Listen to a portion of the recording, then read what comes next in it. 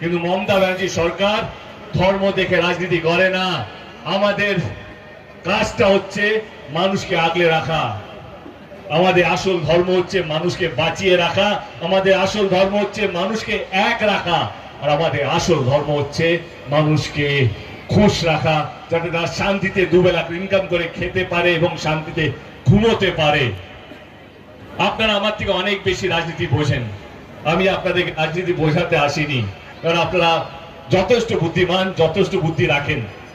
আমি এটুকু বলতে চাই, 23 তারিখে নির্বাচন, যদি আপনাদের এইটুকু আমার যদি মনে হয় না সত্যি মমতা ব্যানার্জি গত 15 বছর ধরে আপনাদের সবাইকে আগলে রেখেছে, আপনাদের সবাইকে ভালো রেখেছে এবং বাংলার প্রত্যেকটা মানুষকে কোনদিনও ধর্ম জিজ্ঞেস করে কাজ করেনি। আমাদের কাজটাই হচ্ছে ধর্ম।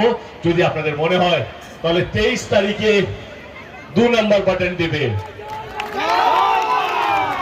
23 তারিখে যদি আপনাদের মনে হয় কি না আমাদের নেত্রী মমতা ব্যানার্জি এবং আমাদের দল তৃণমূল কংগ্রেস মানুষকে বাঁচিয়ে রাখার রাজনীতি করে, যদি আপনারা মনে করেন আমাদের দল মানুষকে ভালো রাখার রাজনীতি করে, সুস্থ রাখার রাজনীতি করে, তাহলে ইভিএম মেশিনে 2 নম্বর বাটন দিবে।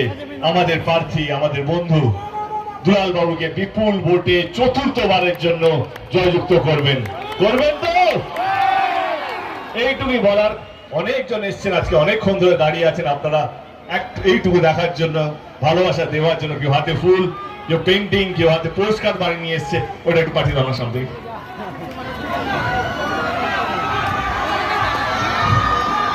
মন থেকে আপনাদের সকলকে ধন্যবাদ করছি, ধন্যবাদ জানাচ্ছি। নয়াগ্রামের প্রত্যেকটা মানুষ যেন ভালো থাকে, সুখে থাকে।